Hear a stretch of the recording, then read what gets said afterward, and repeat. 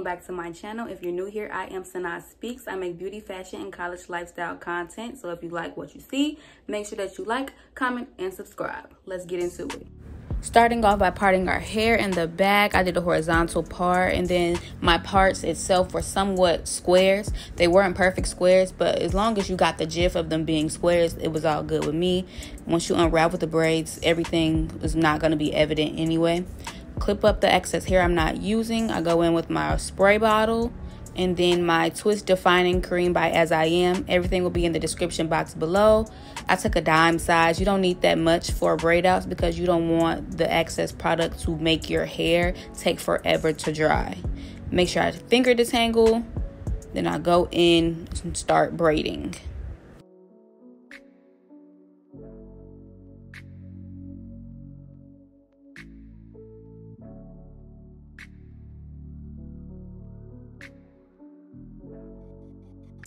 As I approach the end of the braid, you see it's a curl. I wrap it around my finger, and then I kind of wrap it around itself as well. So you're going to see a better example right here. As I'm getting to the end of the braid, I curl it around my finger. Then I'm going to take that part and wrap it around the braid. This way, the end of the braid will be extremely curly and defined. I got this tip from Curly Chris, another natural hair influencer on YouTube, and I continue to do that throughout my whole entire hair. Wrap the tip around the braid itself, and then use product to seal it if you want, or you can use water. Now, I know most people over braid, but I under braid. I don't really know the difference between the two. I mean, when I do braid outs, it looks the same to me, but naturally I do under braid.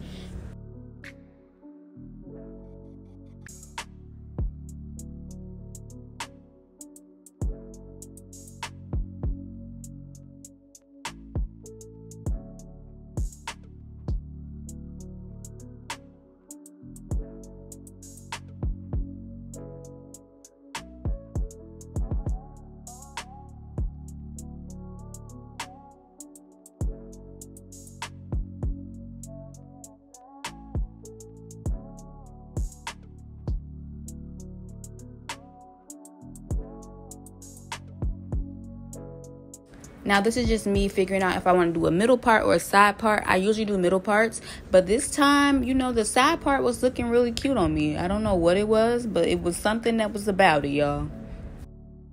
There wasn't a lot of excess product on my braids because I didn't use that much product in the first place. But if you do have excess product on your braids, make sure you pat it dry with a napkin or a towel, just so your hair won't take long to dry. I'm now going to go in with my Wild Growth Light Oil Moisturizer. I use this one faithfully. I think this is the only one that I really usually get anyway. Put it on my palms, go throughout my whole entire head, then later touch up on my scalp. Make sure I massage that in really well all over. Then just make sure that the oil is everywhere. Now, when it comes to braid outs, I usually do the braid down a day before I actually want to wear it. So I'm going to go to sleep, put my bonnet on, make sure everything's good. Now we're back here 2 days later with my braid down and ready to take it out. Before you start the take down process, make sure that everything is dry and completely ready to be taken down. If it is not dry, it will not come out right, and it's just going to be a waste of time. I'm going to go in with my oil again, make sure that it's on my fingers because that's the parts that will be taking down my braids, and you want it to be shiny when you're taking it down.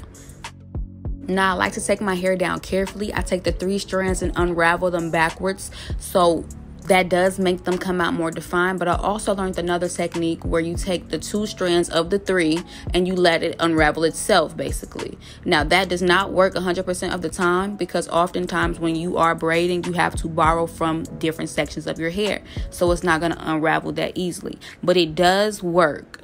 I will say that when it does work, it's very defined.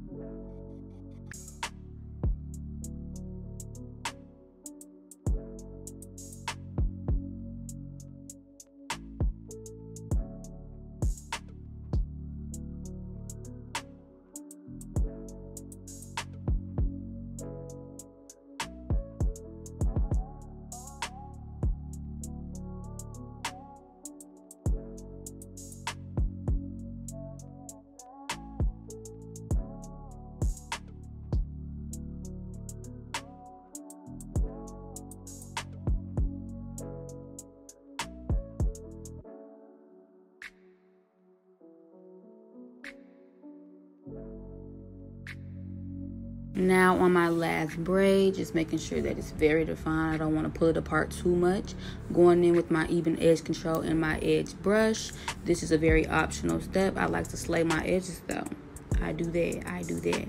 Now when I do the edge control, I oftentimes go in with water too.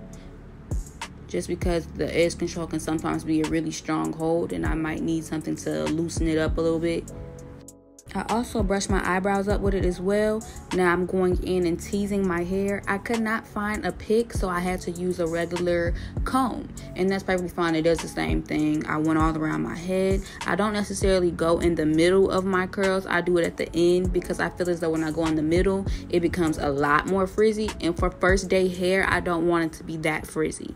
This is how it was looking from the front. Then from the back, the curls look very defined and fluffy and healthy. Now to pin the look together, you know I have to add some accessories. I got these shades from Shein, if you guys were wondering. And this is my final look. If you like what you see, make sure that you like, comment, and subscribe. And let me know more hairstyles you want to see from me in the future.